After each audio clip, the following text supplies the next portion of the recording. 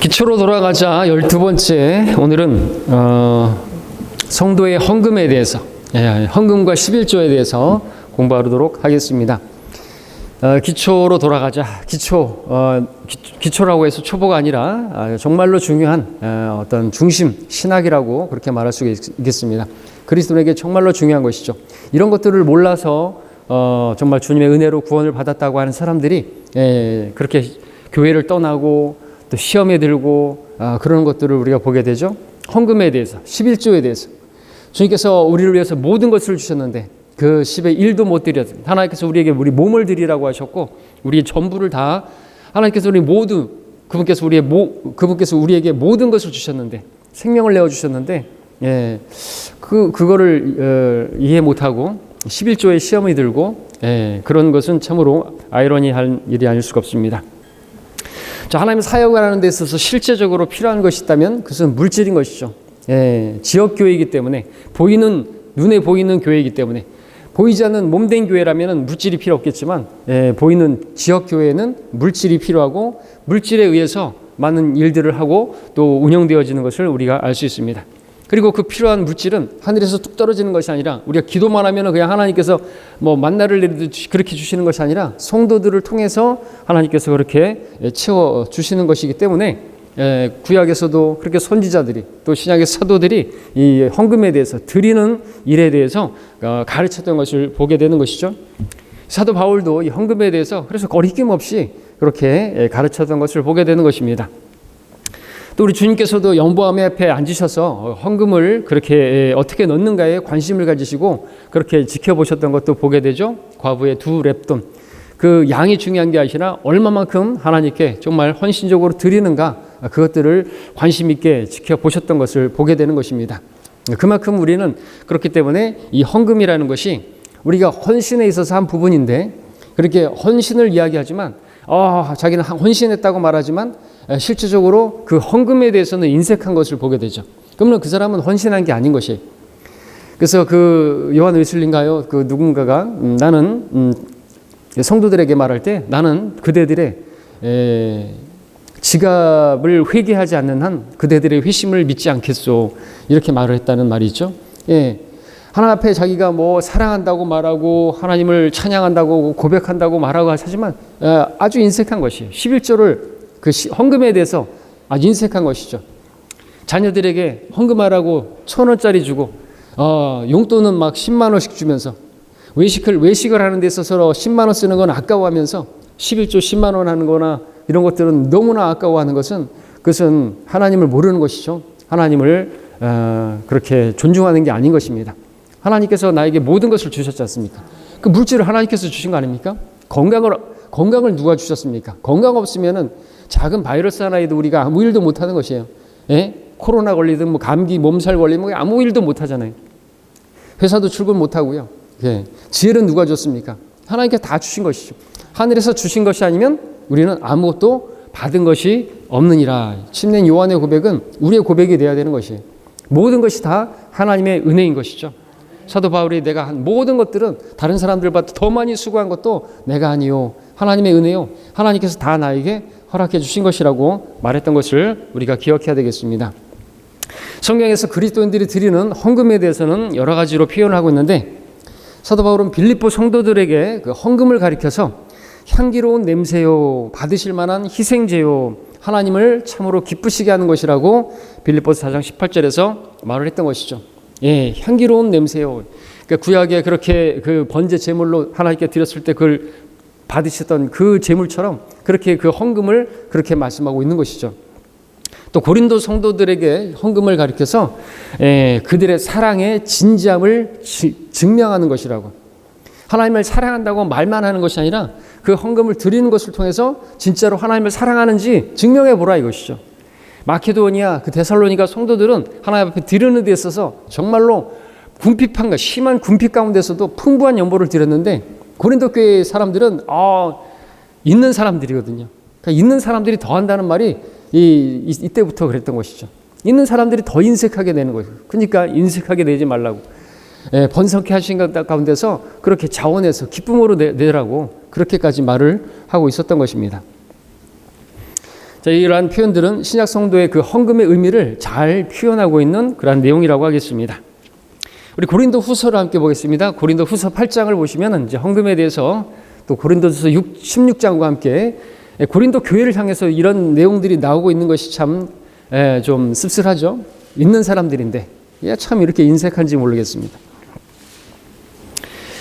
고린도후서 8장 5절부터 7절까지를 한번 읽어보겠습니다. 그들이 이것을 행하였으니 우리가 바라던 대로만이 아니라 먼저 자신들을 주께 드리고 또 하나님의 뜻에 따라 우리에게 이 은혜를 준 것이라. 그러므로 우리가 디도에게 권하였던 것은 그가 전에 시작하였던 바와 같이 이 은혜를 너희 안에서도 완성시키라는 것이었느니라. 따라서 너희가 매사에 즉 믿음과 언어와 지식과 모든 간절함과 너희가 우리를 사랑하는 일에 있어서 넘친 것 같이 이 은혜에서도 넘치기를 바라노라고 기록하고 있습니다. 여기서 사도 바울은 드리는 것을 이 헌금을 가리켜서 은혜라고 말하고 있는 것이죠. 그러니까 하나님의 은혜를 받은 우리들이라면 또 하나님께 우리가 물질을 드리는 것 또한 그건 마땅한 것이다 이거죠. 그건 은혜를 갚는 것이라고 표현하기 뭐하겠지만 드리는 은혜인 것입니다. 은혜 받은 자가 그렇게 헌금하는 것은 너무나 당연한 열매인 것이죠. 그래서 고린도서 8장의 문맥을 보게 되면 이 말씀하고 있는 은혜는 구원을 가져오는 그런 하나님의 은혜가 아니라 드리는 것을 은혜라고 말하고 있는 것을 보게 됩니다. 드리는 것은 그리스도인의 삶을 이렇게 특징 짓는 것이다 라고 말할 수 있습니다. 드리는 것, 우리는 하나님께 드리는 사람이죠. 무엇을 드립니까? 우리 입술로 찬양으로, 입술의 열매라고 했습니다. 찬양은 드리는 거예요. 오늘날 CCM이라든지 복음성가라 이런 것들은 드리는 거라고 말할 수 있을까요? 자기들의 어떤 감정을 즐겁게 하기 위해서 자기 좋자고 찬양하는 거 아닙니까? 찬양은 드리는 거예요. 하나님께서 받으시도록, 연락하실 수 있도록, 기쁘게 받으실 수 있도록, 그러니까 성경적인 가사로 해야 되고 하나님을 기쁘시게 하는 목적으로 드려야 되는 것이죠. 감사를 드리는 것이죠. 기도를 드리는 것이죠. 예배를 드리는 것이죠. 경배를 드리는 것이죠. 헌금을 드리는 것이죠. 그렇죠? 헌금을 드린다고 하니까 어떤 사람들은 하나님께서 그 돈을 받으시겠느냐고 그런 소리를 하는 사람도 있죠. 하나님께 드리는 거예요. 우리는 믿음으로 드리는 거예요. 그것이 우리가 뭐 교회 운영되어지는데 사용되어지고 뭐 쌀 사는데 사용되어지고 커피 사는데 사용되어지고 목회자 사례비에게 주니까 목회자에게 주는 거지 그게 하나님께 드려지는 것이냐고 말하면 그 사람은 좀 돌봐줘야 될 사람인 것이죠. 그죠? 우리는 다 드리는 것이에요. 그래서 그리스도인의 삶은 어떤 특징이에요? 드리는 거예요. 드리는 거. 드리는 것이 삶의 특징이에요. 드리는 거. 그리고 그렇게 드릴 수 있는 사람이 된 것은요, 그런 삶의 특징을 가지게 된 것은 하나님께서 우리를 위해서 자신을 내어주신 거기에 근거한 것이죠. 하나님께서 세상을 이처럼 사랑하셔서 그의 독생자를 주셨으니 그를 믿는 사람은 누구든지 멸망하지 않고 영생을 얻게 하려 하십니다. 하나님께서 자신을 그렇죠? 그렇게 주셨기 때문에 몸값을 지불하심으로써 우리 모든 죄값을 다 치르셨기 때문에 그 피로 우리 모든 죄값을 치르셨기 때문에 다 주셨기 때문에 또 아들과 함께 우리에게 더 필요한 것들을 다 공급하시는 분이시기 때문에 그러한 하나님을 아는 사람들이 또 하나님께 드리고자 하는데 어떻게 인색할 수가 있겠고 뭐 11조가 뭐 구약의 율법이니 그러면서 11조를 내기 싫어하는 그러한 모습을 보인다는 건 참으로 어리석은 모습이 아닐 수가 없습니다. 자, 이렇게 주는 것은, 드리는 것은 그리스도인의 삶을 특징 짓는 것이다. 자, 이제 그리스도인이 드리는 것에 대해서 성경이 뭐라고 말씀하시는지 우리는 얼마나 그 은혜에 동참하고 있는지 한번 돌아보는 또 성경 공부 시간이 되기를 바랍니다. 첫 번째로 그리스도인은 무엇을 드려야 하는가에 대해서 먼저 보겠습니다. 먼저 드려야 될 게 뭡니까? 무엇보다도 먼저 우리가 드려야 할 것은 머니가 아니고 뭐니 해도 머니가 아니고 몸이다. 몸. 우리가 지금 읽었던 8장 5절에 보니까 고린도서 8장 5절에서 그들이 이것을 행하였으니 우리가 바라던 대로만이 아니라 그러니까 사도 바울이 사도가 바라는 것뿐만 아니라 하나님께서 바라시는 것이죠. 자신들을 주께 드리고 또 하나님의 뜻에 따라 우리에게 이 은혜를 그 연보를 곧 물질을 헌금을 드렸다라는 것이죠. 하나님께서 원하시는 것은 우리의 돈이 먼저가 아닌 거예요. 물질이 먼저가 아니라는 것이죠. 그러니까 하나님께서는 돈을 좋아하시는 분이 아니에요. 근데 이제 이 교회 다니다가 실족한 사람들이 나가서 하는 얘기가 뭐예요? 하나님은 돈을 좋아하는, 뭐 이렇게 돈을 좋아하는지 모르겠다고. 예, 또 교회에서 실족한 사람들 우리가 만나게 되면 나 돈이 없어서 교회도 돈이 있어야 다닌다고 하는 그러한 사람들의 말을 듣게 되는 것이죠. 그만큼 교회에서 돈을 이야기를 많이 하니까. 우리 하늘나라 자매님 거기 교회는, 청사교회는 돈으로 시작해서 돈으로 끝난다고, 설교가. 예. 교인들이 돈 다 뜯겨가지고 빚을 내고 그런 신앙생활을 하고 있는 것이죠. 불쌍한 사람들인 것이죠. 싹군인 것입니다. 거짓 목사인 것이죠. 하나님께서는 몸을 원하세요. 우리의 몸을. 하나님께서 그렇게 또 요구하실 수 있는 것은 하나님께서 친히 우리를 위해서 몸을 내어주셨잖아요. 몸을 예비하시고. 그래서 예수님께서 그 바로 아들 하나님께서 육신으로 이 땅에 오셔서 우리를 위해서 십자가에서 그렇게 우리 모든 죄값을 치르시고 우리가 받아야 할 그 형벌을 대신 감당하신 것입니다. 하나님께서 사랑하신 그 사랑의 실체는 뭐예요? 몸을 들이신 거예요. 우리도 마찬가지죠. 하나님을 사랑한다고 한다면 먼저는 몸을 드려야 되는 것입니다. 자, 그런데 많은 거짓된 목사들이나 부흥사들이 교인들의 그 헌신과 그 성결된 삶을 빼앗는 잘못된 가르침을 가르치는데, 그런 말 들어보셨습니까? 그리스도를 당신의 삶에 모셔드리십시오. 이것은 유사품입니다. 이것은 잘못된 모조품에 불과한 것이죠. 하나님께서는 단지 우리의 삶만을 원하시는 것이 아닌 것입니다. 하나님께서는 우리의 몸을 원하시는 것입니다. 하나님께서 우리의 몸을 원하신다면, 우리가 하나님께 우리 몸을 드린다고 한다면 우리의 삶도 하나님께 드려질 수가 있는 것이죠. 삶만 드리고 몸을 드리지 않으면 그것은 마음만 드리겠다는 것이랑 마찬가지죠. 마음만 드리면 난 마음으로 주님을 사랑해. 몸을 안 드리면 그 마음도 가짜가 되는 것입니다. 그렇죠? 물질도 마찬가지죠. 우리 마음이 하늘에 있다고 하면서 물질이 가지 않으면 그런 마음도 하늘에 가 있는 게 아닌 거예요. 그래서 주님께서는 너희 자신을 위하여 하늘에다 보물을 쌓으라 하죠. 왜? 그러면 우리가 마음도 그 하늘에 가 있기 때문에 그렇습니다.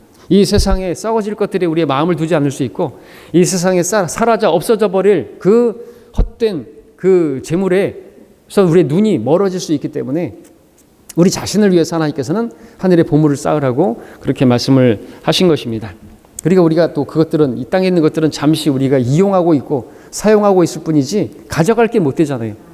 하나도 가져가지 못합니다. 이 땅에서 뭐 조미나 녹이나 또 도둑들이 다 빼앗아 가는데 저 하늘에 쌓은 우리 보화는 절대로 잃어버리지 않고 썩지 않고 쇠전하지 않는 그러한 보물이 되고 재물이 될 거라 말씀하시는 것이죠. 이 세상 것들은 하나도 가져가지 못해. 1원짜리 하나 가져가지 못합니다. 그걸 다 뭐 우리 돈 재산을 황금으로 바꿔가지고 가지고 올라간다고 한들 저 하늘에는 바닥이 그냥 황금인데요. 100% 투명한, 그죠? 그렇게 100% 금이라면 그렇게 투명한가 봅니다. 자, 그래서 첫 번째로 드려야 할 것은 몸인 것입니다. 이것은 합당한 것이고 그것은 섬김의 시작이죠. 로마서 12장 1절에서 하나님의 모든 자비하심으로 너희에게 권고하노니 너희 몸을 하나님께서 기뻐하시는 거룩한 산 제물로 드리라 말씀하셨습니다. 그것이 너희가 드릴 합당한 예배니라. 하나님께서 성도의 몸을 원하십니다. 왜? 하나님께서 그 우리의 몸을 사셨기 때문에 그렇습니다. 우리 고린도전서 6장 19절 20절을 보겠습니다.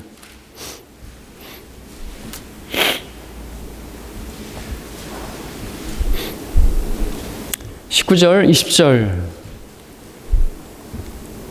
또한 너희 몸은 너희가 하나님으로부터 받은 바 너희 안에 계신 성령의 전인 것을 알지 못하느냐. 너희는 너희 자신의 것이 아니니라. 너희는 값을 치르고 산 것이니 그러므로 하나님의 것인 너희 몸과 너희 영으로 하나님께 영광을 돌리라. 개역성경 개역개정판은 이제 하나님의 것이라는 단어가 없습니다. 성경은 하나님의 것이라고 우리 말하고, 뭐가요? 우리 몸이 하나님의 것이라고 말하고 있습니다. 그렇기 때문에 우리가 무엇을 하든지 먹든지 마시든지 하나님의 영광을 위해서 하라고 말씀하고 있다. 하나님을 위해서 그 몸을 드리라고. 근데 다만 우리는 먹든지 마시든지 그냥 내 육신을 위해서만 그렇게 하면 안 되는 것이에요. 그건 하나님의 것을 도둑질하는 것이에요. 사실 헌신이라는 말도 좀 뜯어보면 잘못된 말이죠. 내가 하나님께 드린다라는 것, 그죠? 지금 몸을 드리는 것을 이야기하고 있지만 하나님의 것이에요. 하나님의 것을 하나님께 드린다는 말도 사실은 말이 안 되는 거죠. 그건 당연하게 합당하게 드려야 할 것입니다. 헌신은. 그런데 아직도 내 인생은 내 것, 내 인생은 나의 것, 그러고 있으면 안 되는 것이죠. 여전히 내 몸을 내 몸이라고 생각하고 내 소유라고 생각하고 내 육신을 위해서 먹고 마시고 더 좋은 거 마시고 더 맛있는 거 먹고 그냥 그러고 먹고 싸고 자고 뭐 그런 일만 하는 건 그거는 합당치가 않은 것이죠. 자, 분명하게 하나님께서 값을 치르고 산 것은 우리 몸이라고 말씀하시고 또 하나님의 것은 영이라고 말하고 있습니다. 영은 구원받지 않은 사람들도 다 위로 올라간다 말하고 있습니다. 하나님께서 주신 호흡이기 때문에 그렇습니다. 하나님께서 호흡을 주셨기 때문에 거둬가실 수 있는 것이고 거둬가시면 어떻게 돼요? 사람은 죽는 것이에요. 하나님께서 영을 주셨기 때문에 그 영을 거둬가는, 영은 숨이고 또 바람으로 푸념한데 그 숨을 거둬가시면 죽는 거예요. 숨을 거두셨습니다. 하나님께서 숨을 거둬가신 거예요. 주어가 빠졌죠. 하나님께서 그 영을 거둬가시니까 그 혼은 지옥에, 구원받지 않은 혼은 지옥에 가고 그 몸은 이제 썩어서 흙으로 돌아가고 흙이니 흙으로 돌아가고 돌아가셨습니다. 돌아가는 거죠. 흙으로 돌아가는 것이고요. 숨을 거두셨습니다. 하나님께서 거두어가신 것이죠. 거두어가시면 그냥 죽는 거예요. 그렇죠? 주신 분도 주시오. 또 빼앗아가시는 분도 주시고 거두어가시는 분도 주신 것입니다. 하나님께서 우리 생명의 호흡을 거둬가시면 끝나버리는 거예요. 그런 하나님이신데 그냥 여전히 그냥 막 자기를 위해서 여러 해 동안 먹고 마실 것을 쌓아두고 그렇게 즐기자. 오늘 밤 내게서 네 혼을 앗아갈 것이다. 그렇게 하신다면 뭔 소유가 있겠습니까? 아무 소용도 없죠. 그리고 하늘나라에서도 그가 이제 구원받았다면 영원히 백수로 지내게 될 것이에요. 영원히 백수로. 다른 성도들은 주님을 위해서 그렇게 드리고 시간을 드리고 몸을 드리고 복음을 전하고 그래서 상급을 쌓고 영원히 통치하게 되는데 왕처럼 통치하게 되는데 그냥 뭐 나를 위해서 육신을 위해서 먹고 마시고 돈 벌어서 먹고 마시고 더 맛있는 거 먹고 소고기 사 먹고 그러고만 살다가 그냥 갔다. 영원히 이제 백수로 사는 것이죠. 구원을 받았으니까 다행인 것인가요? 하나님께서 그러라고 우리를 위해서 십자가를 지신 게 아니죠. 주를 위해서 살게 하시려고 살든지 죽든지 또 선한 일에 열심을 내는 독특한 백성이 되게 하시려고 그렇게 이제 우리를 위해서 죽으신 것입니다. 자, 그 다음에 우리가 또 드려야 될 것은 무엇입니까? 그 다음에 이제 물질이라고 말씀하고 있는 것이죠. 그렇게 하나님의 뜻에 따라 그렇게 먼저 우리가 몸을 드리고 또 은혜를 곧 물질을 드리는 것입니다. 하나님께 물질을 드리는 것, 아까 말씀드렸던 것처럼 영원에 대한 소망을 갖게 하는 것, 하늘에 대한 소망을 갖게 하는 것, 사라져버릴 이 지상의 그러한 부로부터 우리 눈을 멀어지게 만들어주는 것, 우리를 위해서 그렇게 해주시는 것이죠. 물질을 드림으로써 가장 유익을 얻는 사람은 우리 자신인 것입니다. 이 썩어질 세상을 소망을 두지 않고 하늘을 소망하고 다시 오실 주님을 그 재림을 소망하고 그렇게 해서 또 의의 면류관을 또 받을 수 있게 된다면 참으로 우리에게 유익인 것이죠. 그러니까 드림으로써 유익은 우리에게 있는 것입니다. 주님께서 말씀하셨죠. 너희 모든 것을 너에게 보여준 대로 수고함으로써 약한 자들을 도와주고 주는 것이 받는 것보다 복이 있다는 예수께서 하신 말씀을 기억하라고 그렇게 사도들이 말했습니다. 예수님께서 언젠가 말씀하셨다는 것이죠. 주는 자가 받는 자보다 복이 있다 이죠. 그래서 이제 우리 미국에 또 유럽의 성경대로 믿었던 믿음의 사람들은 그렇게 드리는 데 있어서 인색하지 않았고 그렇게 선교사를 지원하는 데 있어서 아까워하지 않고 헌신적으로 드렸던 것이죠. 그렇기 때문에 우리에게까지 그 선교사들이 와서 복음을 증거하고 우리가 있게 된 것입니다. 그렇게 드리면 하나님께서 채워주실 것이다. 하나님께서 주는 자에게 복을 주실 것을 알기 때문에 그렇게 넘치게 드리니까 하나님께서 실제로 이 지상에서도 또 불을 허락하시는 것을 많은 간증들이 있지 않습니까?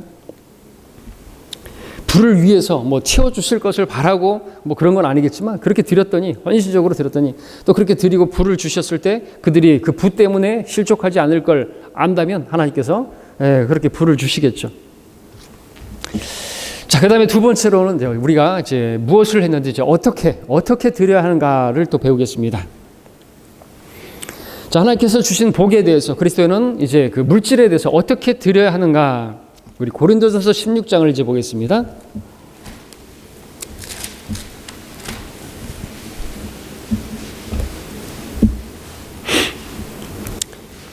1절 2절을 보겠습니다.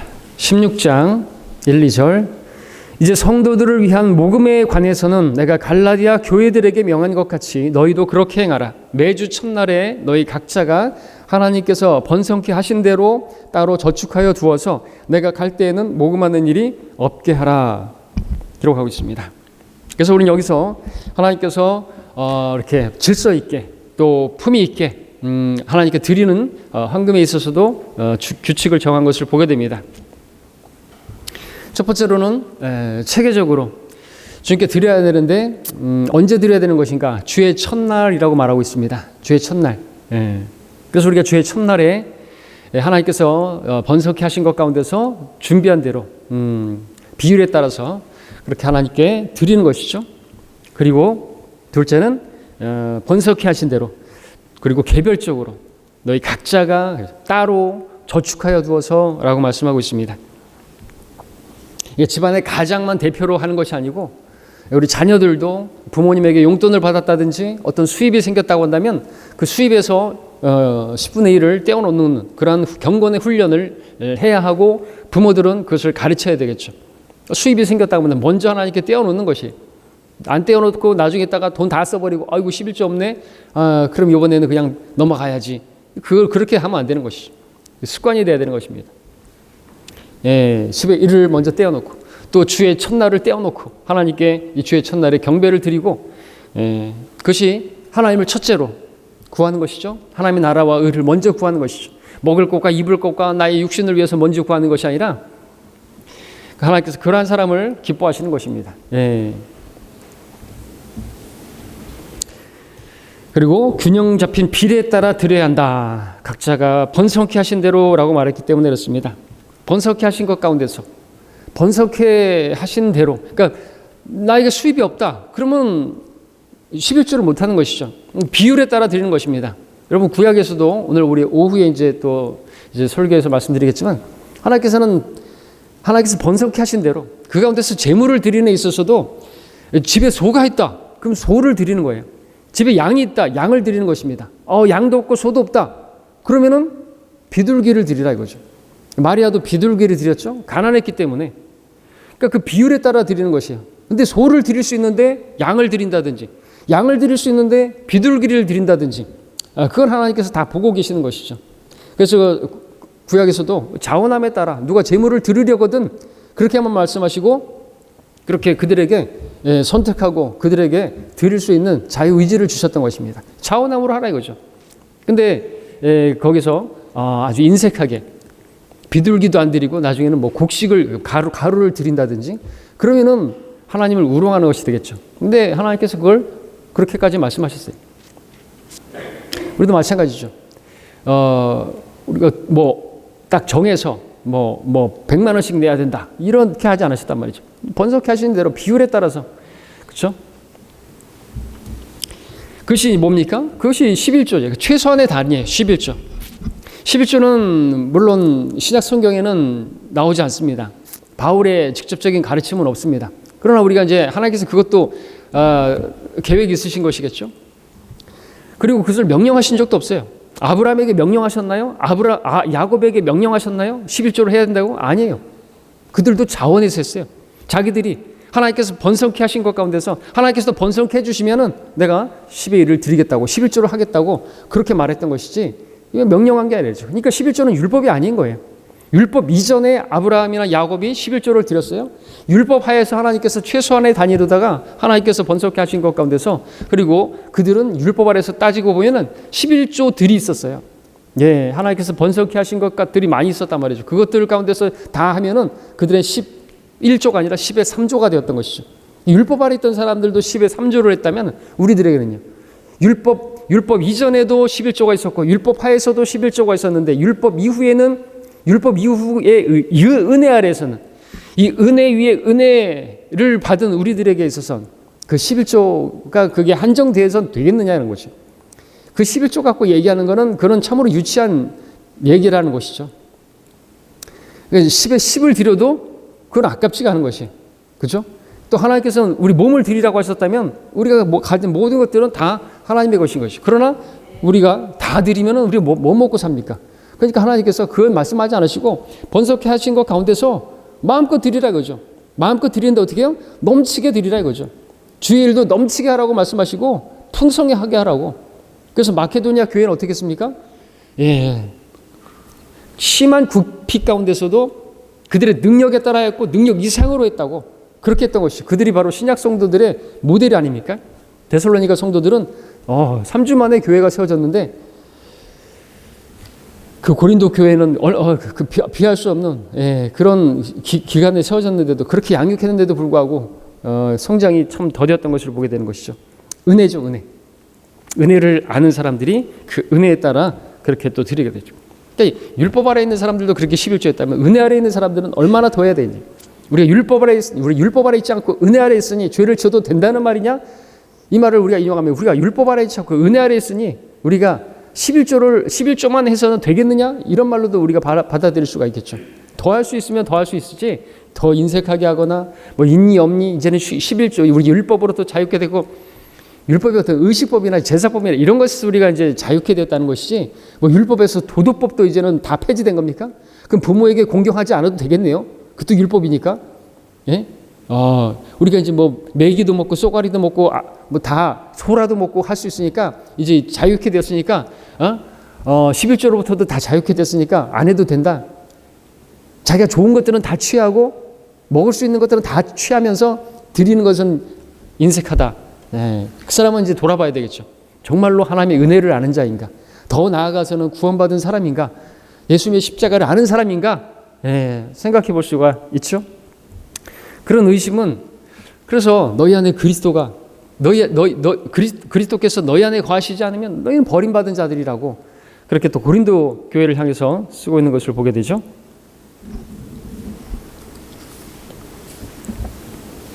자, 11조는 기본적으로 이렇게 균형 잡힌 비례라고 말했습니다. 최소한의 부분이라고 그렇게 말할 수가 있습니다. 10의 1. 자, 구약의 유대인들은 율법에 따라 그들의 수입의 일정량을 드리게 되었는데 11조, 그것은 한 사람의 그러한 그 수입의 10분의 1을 의미하는 것이고요. 근데 유대인들은 다양한 그 하나님의 일들을 위해서 자원하여 또 예물을 드렸습니다. 그렇게 함으로써 그들은 실제로 드린 것이 10의 1을 넘었던 것이죠.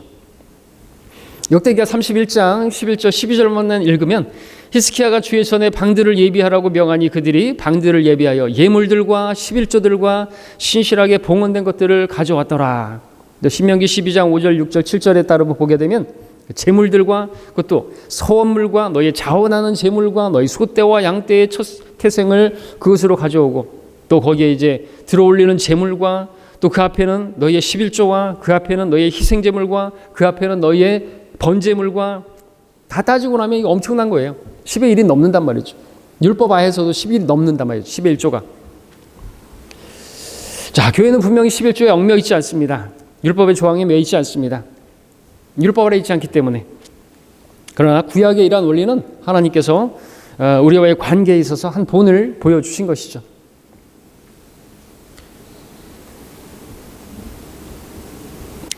자, 우리는 율법 아래 있던 사람들보다 은혜 아래에 있는 우리들이기 때문에 더 많이 드릴 수 있는 그러한 상황이 있다는 사실을 우리가 알고 그러나 자원함으로 기쁨으로 그렇게 드리면 되는 것입니다. 그래서 네 번째로 말씀을 드리는 것은 어떻게 드려야 되는가? 기쁨으로 드려야 한다 말씀하고 있습니다. 고린도 후서 9장으로 다시 가서요. 7절을 보시게 되면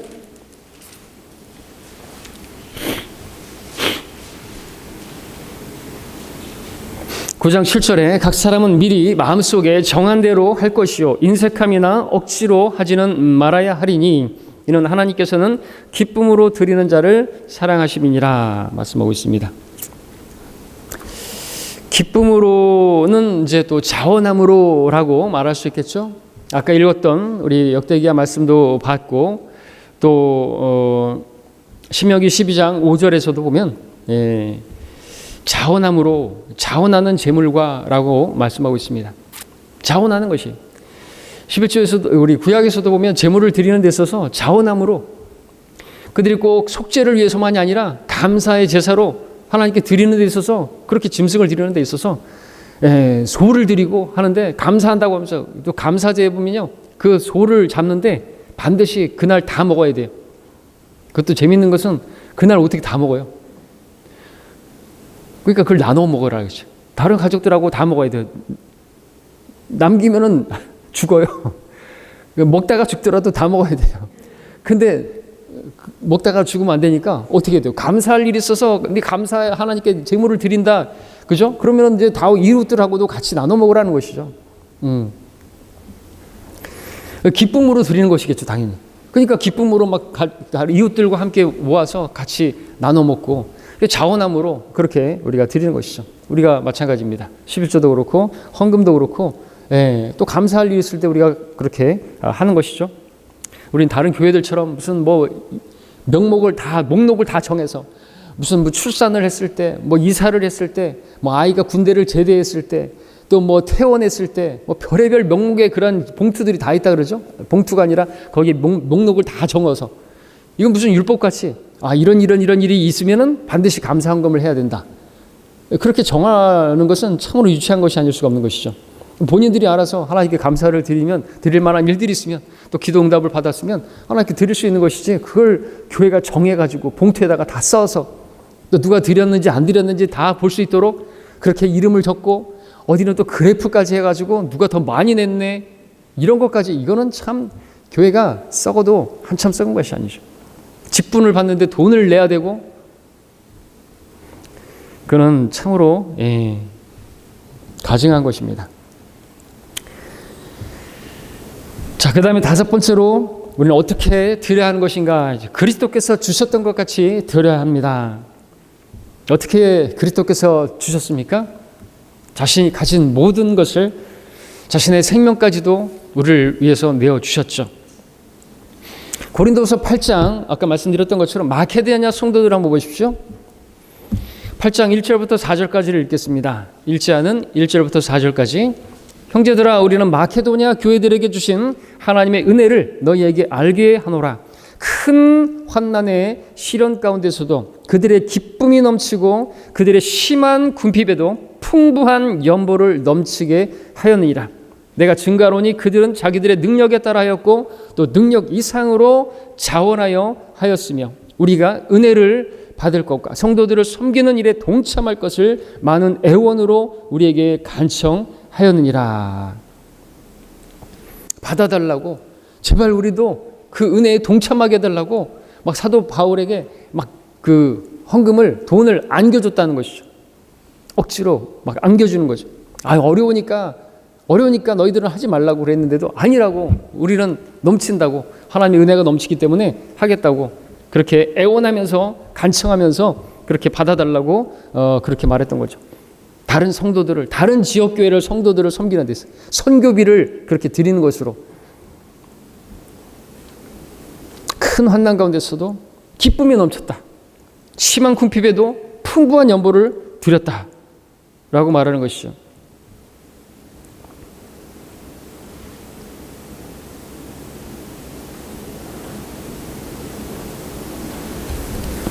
자, 그렇게 드렸던 것을 우리가 보게 되고 또 우리가 본으로 삼아야 하는 것이죠.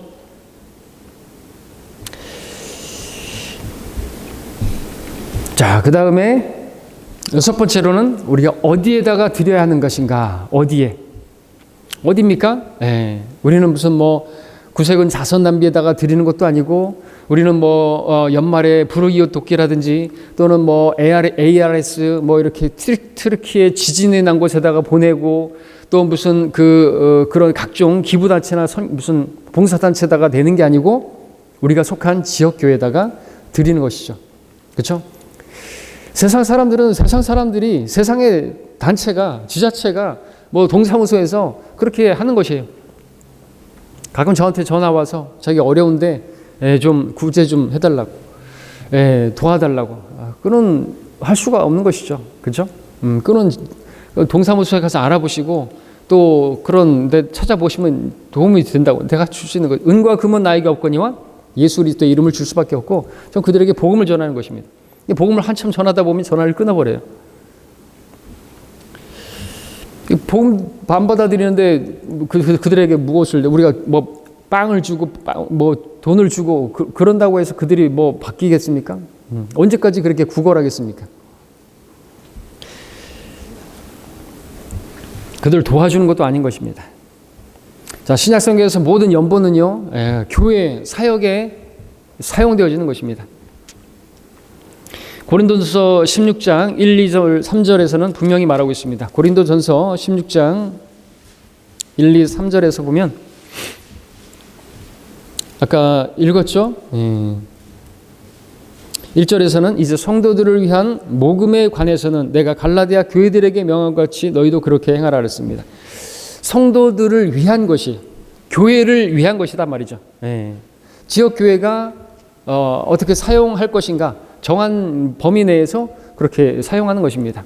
무엇보다도 사도 바울이 또 우리 곡식을 밟아 떠는 소의 입에 망을 씌우지 말라고 했던 것처럼 그 율법의 말씀을 가져와서 당연히 사역자가, 목회자가 말씀과 기도에 전념할 수 있도록, 그죠? 이 세상 일로부터 자유롭게 되어야 하니까, 또 어떤 그런 다른 일들로부터 또 자유롭게 되기 위해서 먼저 목회자에게, 그리고 건물을 임대했다고 한다면 건물 임대료를 내야 되고, 이게 실제적인 거잖아요.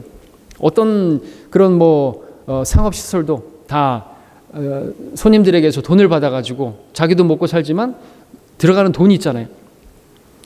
건물세 내야 되죠. 전기세, 전기요금 내야 되죠. 무슨 수도 요금 내야 되죠. 뭐 내야 되죠. 다 내잖아요. 그런데 필요한 게, 그래서 운영되어지는데 돈이 필요한 것이고, 그 손님들에게서 그렇게 돈을 받는데 그 파는 음식 값이 얼마나 되겠습니까? 더 받는 것이잖아요.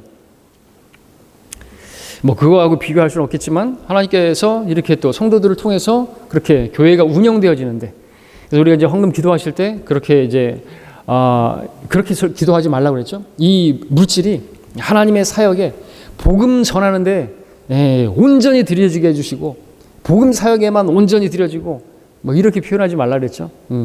우리 많은 경우 복음 전하는데 어떻게 사용되고 있나요? 우리가 복음 전하러 가는 데 있어서도 우리가 기름값은 우리가 내고, 그렇죠? 우리가 만약에 밥을 먹는다 해도 헌금해서 사용하지 않고, 우리가 전도여행 갈 때는 이제 사용하기도 하지만, 그래서 우리는 지역 교회가 운영되어지는데 어려움이 없겠죠. 교회가 사용하고자 하는 데 있어서 부족함이 없도록 그렇게 하나님께서 채워주시라고 그렇게 기도하는 게 맞지. 복음 사역에 온전히 드려지고 한 톨도 다른데 허튼데 사용되지 않게 해주시라고, 그거는 좀 생각해 볼 기도 제목이죠.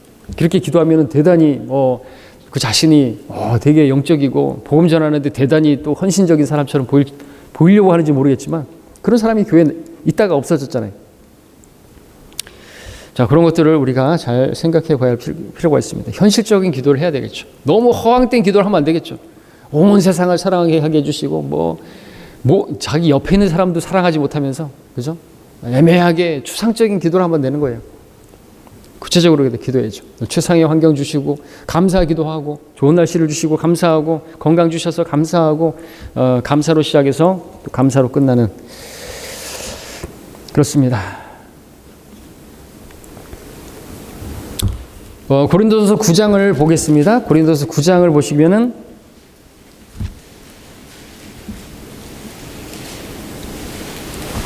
지금 말씀드렸던 것처럼 교회 사역자를 위해서 일차적으로 써야 되는 것이죠. 9장 13절에 성전의 일을 하는 사람들에게 성전에서 나오는 것을 먹고 제단을 섬기는 사람들은 제단에 있는 것으로 나누어 가진다는 것을 너희가 알지 못하느냐? 이와 같이 주께서도 복음을 전하는 사람들은 복음으로 살아야 한다고 명령하셨느니라. 구약의 레위인들이 11조를 받았고 그것으로 살았던 것처럼 신약의 사도들도 복음을 전하고, 그런데 복음을 전하고 그것으로 사는 것은 너무나 당연하다는 것이죠. 영적인 것을 뿌렸으면 물질적인 것을 받는다고 해서 그것이 잘못된 것이냐고까지 말을 한 것이죠. 근데 이제 이 고린도 교회는 정말 있는 사람들로서 있는 사람들이 더 한다고, 그러니까 사도 바울이 투잡을 뛰었던 것이 요즘 말로 자비량 선교사, 그렇게 천막을 기어가면서, 천막을 그렇게 만들어가면서 세상적인 지역을 가지고 가면서 그렇게 또 일을 했던 것입니다. 그렇게 하면 안 되겠죠. 우리 지역교회도 이제 아직 목회자가 일을 하고 있는 목회자도 있는데, 저도 그렇게 했었지만 나중에는 그렇게 계속 그렇게 가면 안 되는 것이죠. 세상 일을 다 내려놓고 또 이제 하나님께서 먹여주실 것을 믿고 다 내려놔야 되는 거죠. 그리고 교회 안에서 자신을 돌볼 수 없는 사람들 중에서 신약 성경이 정한 어떤 그런 한도 내에서 신실한 사람들로 그렇게 입증된 그러한 사람들을 돕기 위해서, 예를 들면은 60세 이상 된 과부라든지, 그 과부라고 해서 또 젊은 과부는 안 되고 60세 이상 된 사람들이고, 그리고 그들이 신실한 증거를 가졌던 사람들, 나그네의 발을 씻겼고 간증이 있는 그러한 사람들에 대해서 디모데전서 5장 1절에서 보면 그렇게 말하고 있습니다. 5장 16절에서 9절 10절에서 그렇게 이제 그런 사람들에 대해서 이렇게 도와주는 것. 그리고 교회 목회자가 이렇게 결정한 그 일들에 이렇게 사용되어지는 것이죠. 우리 교회 같은 경우는 제가 어떤 것을 정했습니까? 특별히 이제 우리 서울 크리스찬 중고등학교 학생들을 그 부담이 있기 때문에 그랬던 학비를 일부 지원하는 그런 데 사용한다든지 그런 부분에서 사용할 수가 있는 것이죠. 그래서 그런 부분들로 그렇게 사용되어지는 것이죠. 그래서 뭐 온전히 복음 사역에만 그렇게 아니라 우리는 그 아이들을, 학생들을 인재 양성비라고 해서 그렇게 드리는 것이죠. 인재를 키우기 위해서 우리 아이들이 그렇게 자라나서 하나님을 위해서 섬기게 되고 하나님을 일을 하기 위해서 우리가 서울 크리스찬 중고등학교를 보내고 그 하나님의 일꾼들로 그렇게 쓰임받게 되기를 바라서 그 우리 하나님의 돈을 지원하는 것이 그렇게 인재가 되게 해주시라고 인재를 양성하는 그 수를 쓰는 것이죠. 그런 일들에 우리가 자원함으로 기쁨으로 하나님께 드리는 것입니다. 이것이 성도가 드릴 연보 헌금이 되겠습니다. 자, 여기까지 공부하겠습니다.